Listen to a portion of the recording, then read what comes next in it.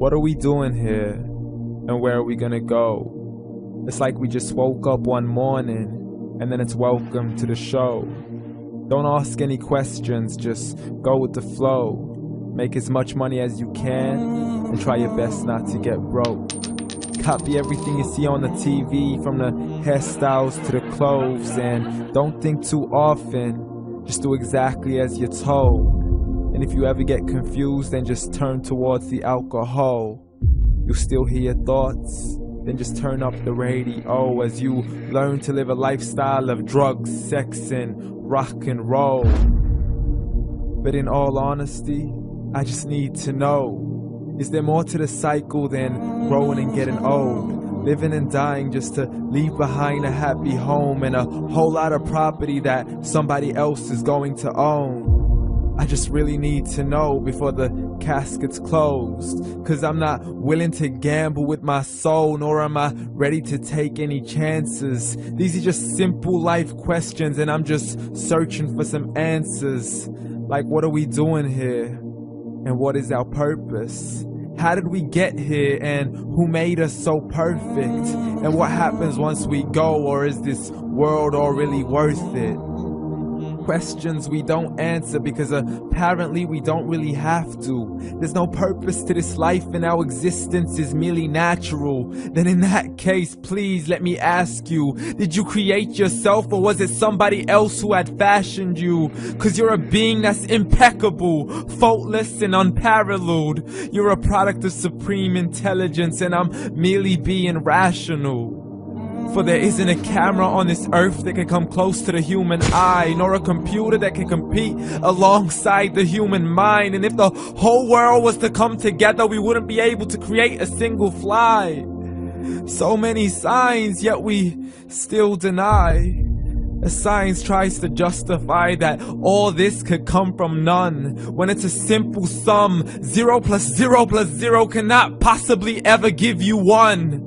So from where did all this order come? For everything has its origins, a maker, a creator of its own. I mean, the only reason you're watching this video is because somebody had to press upload.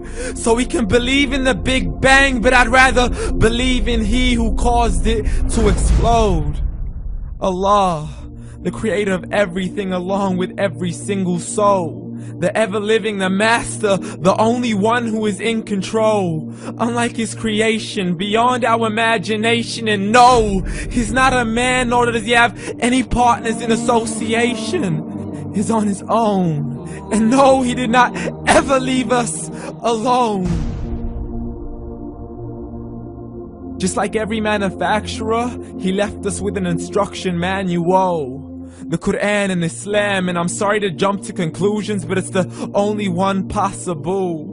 The only definition of God is the one and only supreme being. It's logical, a book with 0 contradictions, with miracles that are both scientific and historical, all revealed over 1400 years ago.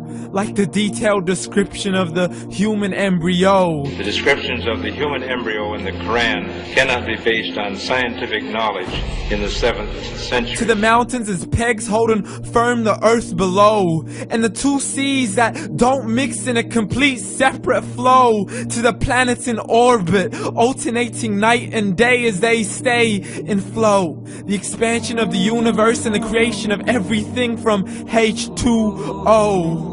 To the stories of the past and the preservation of Pharaoh. To identifying the lowest point in the land where Persia defeated Rome. The gushing fluid that created man in the glands between the ribs and the backbone. And not a word has changed, it's still the same. So please explain how all this was known over 1400 years ago. To a man who couldn't read or write, as he would recite whatever the angels spoke. And if you still don't believe, please try to come up with something that's even close. But you can't, so we took God as a mockery and his messengers as a joke. Muhammad could not read or write.